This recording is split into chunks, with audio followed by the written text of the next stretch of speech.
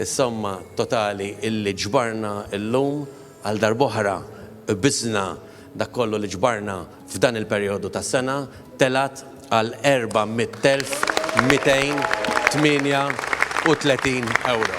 Grazzi, grazzi, grazzi minn qalbi, grazzi ħafna, grazzi lil dawk kollha li anke issa stess għadhom qed iċemplu ibqgħu segwu il-messaġġ tal-Partit Nazzjonalista għax huwa l-messaġġ tagħkom huwa l-messaġġ illi ħireġ minn qalb in-nies, minn moħħ in-nies, il-karbiet, l-uġijat, l-aspirazzjonijiet tagħkom illi aħna disposti, aħna obbligati illi s-servizz tagħna hu illi waslu lil kulħadd. Grazzi.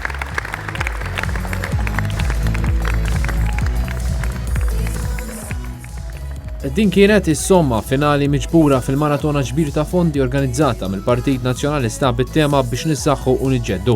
Waqt numru ta' interventi f'din il-maratona, l-kap tal-Partit Nazzjonalista Adrian Delija fakkar kif il-Partit Nazzjonalista kien ilu jitlob inkjesta pubblika dwar il-qtil tal-ġurnalista Daphne Caruana Galizia, dan meta l-Gvern ma assigurax li l-familja Caruana Galizia u l-poplu Malti ikollhom moħħhom mistrieħ li l-inkjesta nnifisha tkun ħilsa u bla dubji.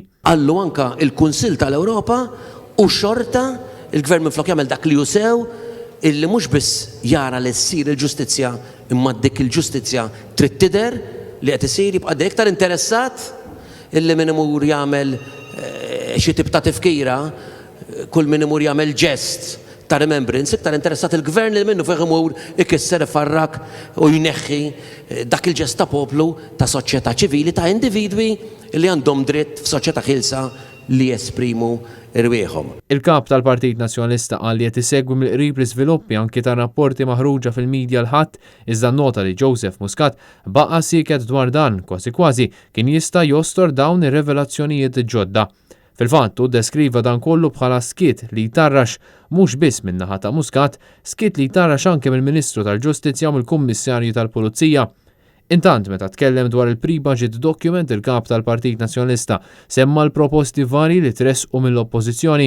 Il-missjoni tagħna hi li nagħmlu it-tajjeb inmexxu l quddiem dawk li huma l-aspirazzjoni tan-nies, il-problemi tagħhom, nippruvaw nagħmlu dak kollu li nistgħu biex il-ħajja tan-nies tkun aħjar anke mill-oppożizzjoni.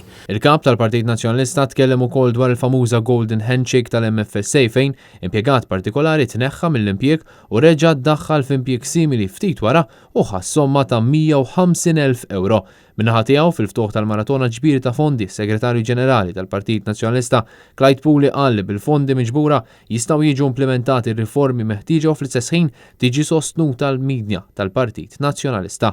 Preżenti għall-maratona kien hemm l-amministrazzjoni tal-partit, id-deputati tal-Grupp Parlamentari Nazzjonalista, saru wkoll preżentazzjonijiet minn numru ta' ferat u mill-kumitati lokali minn diversi lokalitajiet f'Malta u Għawdex.